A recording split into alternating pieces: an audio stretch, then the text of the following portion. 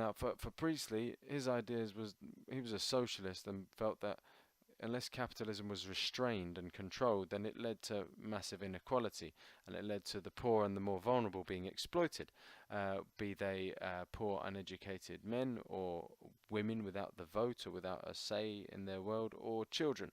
And so for Priestley, uh, the world was too unequal a place, and you needed governments to be intervening, and socialist governments intervening to be constructing social projects and social initiatives such as the NHS or public housing to make things fairer for everyone and give everyone a fairer crack at life. So, some specific context for the audience in 1946. You've got to think about what Priestley might have been persuading them about. That basically, Britain's a mess, and the World War's just ended. It's 1945. The country is bankrupt. There's all these repairs from the bombing that's not been completed.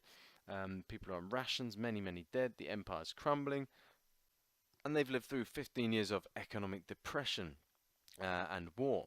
So they're really suffering.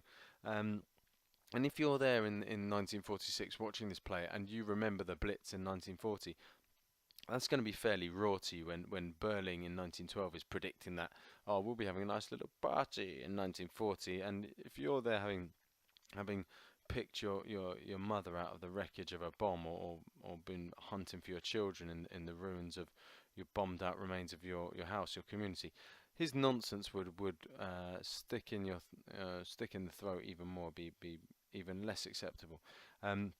So specifically, something like the Blitz was occurring in London and other cities around Britain in 1940 and to 1941. Over 40,000 civilians were murdered, which are astonishing numbers. You think something like September the 11th, which is probably a reference point for many people taking school exams these days, that killed something like 3,500 civilians. And you think of the impact of that and the horrors of that and the extent of that carnage and murder, and then you times that by 13. It's astonishing what they suffered, and you can imagine just how they would have taken Birling and his foolish predictions. Because post-war Britain was a place of poverty and rationing, and people had very little. It was also a bit of a bleak time for humanity, in that the horrors of the reality of nuclear war were obvious to people in a way they hadn't been. Mankind had developed this atomic weapons and the nuclear bomb capable of obliterating people, hundreds of thousands of people in a morning, burning them to a crisp and entirely annihilating them. And along with that was some of the shocking revelations of concentration camps across Europe and what had happened under the Nazi regime. People were perhaps more concerned with protecting minority groups or vulnerable groups, and more concerned with promoting equality. There was also perhaps this awareness that some of this genocide that perpetrated by the Nazis was to some extent made possible by the racist imperial attitudes that most of the European powers had for the last 50, 100, 200 years, where they were colonizing other countries and taking them and subjugating them. And some of those ideas were very acceptable in the UK even very recently in the 1930s. Very uncomfortably, fascism was celebrated in some parts of the UK. There's Oswald Mosley, a leader of the British fascists, down the bottom, in his fancy shirt and his black shirt mates. Look at them. And riots on the streets of London, a famous Battle of Cable Street, where a whole load of fascists and the black shirts turned up wanting to march through an area then as now, very cosmopolitan and very mixed, and lots of people that whose families might have been immigrants or had foreign ancestry. And fortunately there were enough anti-fascists that rocked up and fought them off and wouldn't let them through.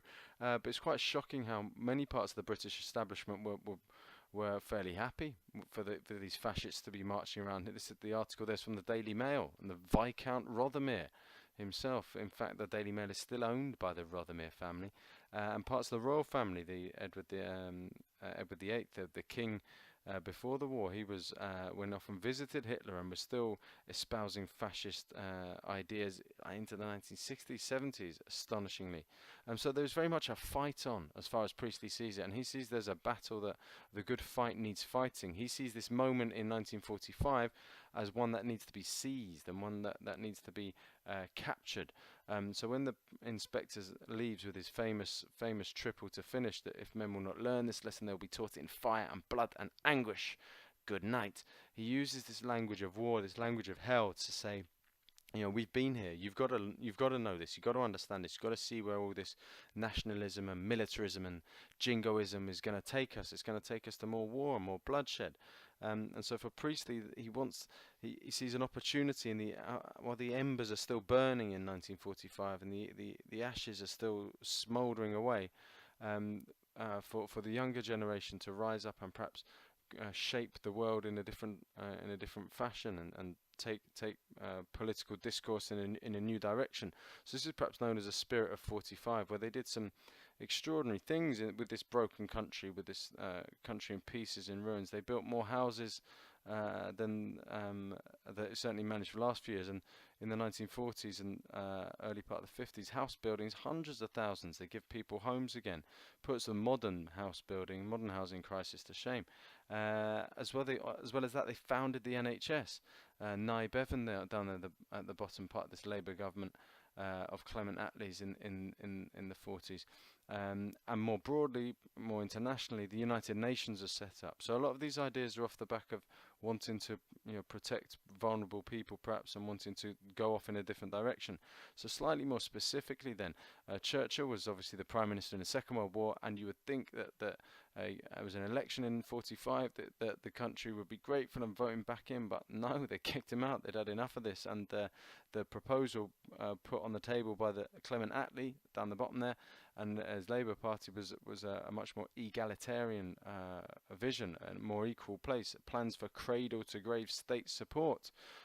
So what did this mean? It meant you had things like child benefit, you had things like a welfare state that looked after people, so would come to incorporate things like sick pay and disability benefit. If you couldn't work, there would be a small amount of money for you to live in some dignity and not in abject poverty. If you were sick, you'd have the NHS to care for you. There would be things like social services starting to be provided and so on. It also included a massive house building program and a massive employment program that many soldiers were being demobilized, released from the army, and they needed some form of employment education. And the government takes over many large industries, such as transport and railways, and etc. And so Priestley is very much one of the architects of this political movement, and wants to almost use his play to persuade people of it. Uses the inspector as a mouthpiece to preach his socialism and the support for the political agenda of Clement Attlee's government.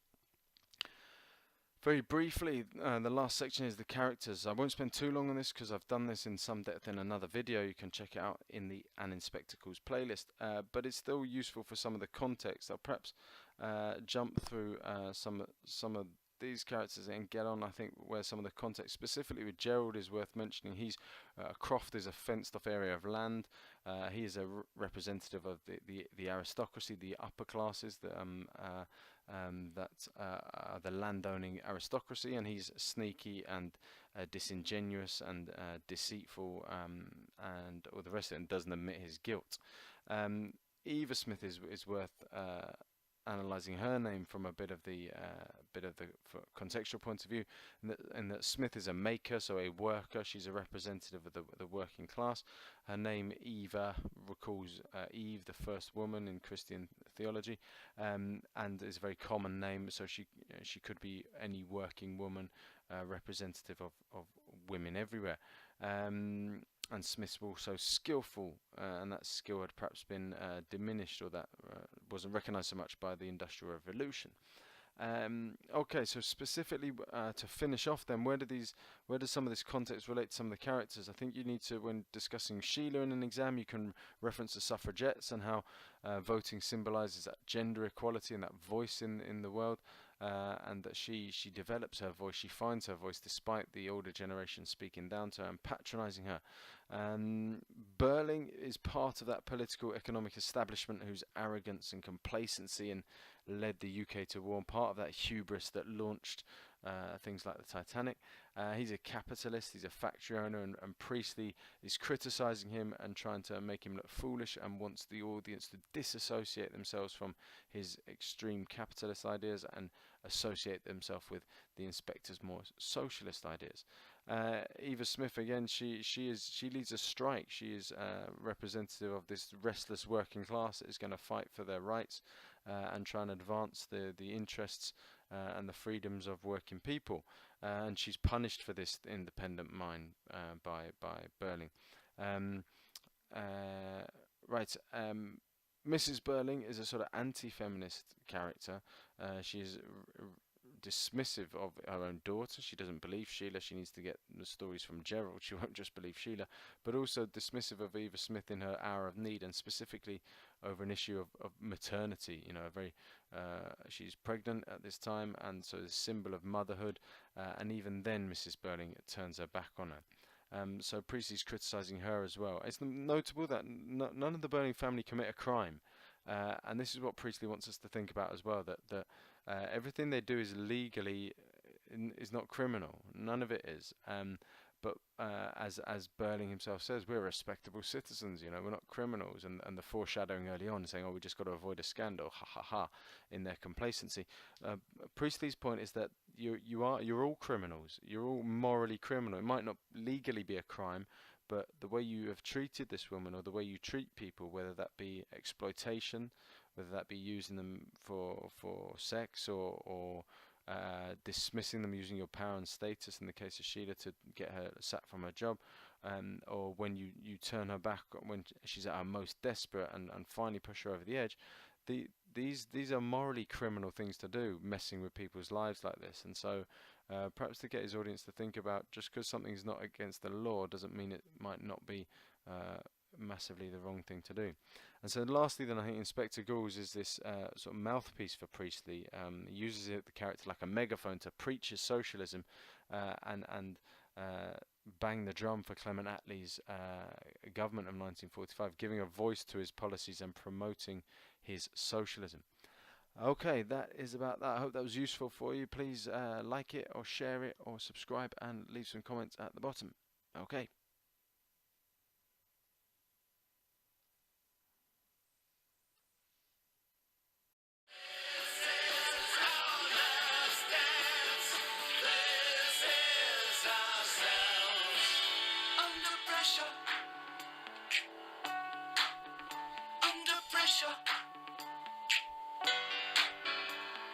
Pressure.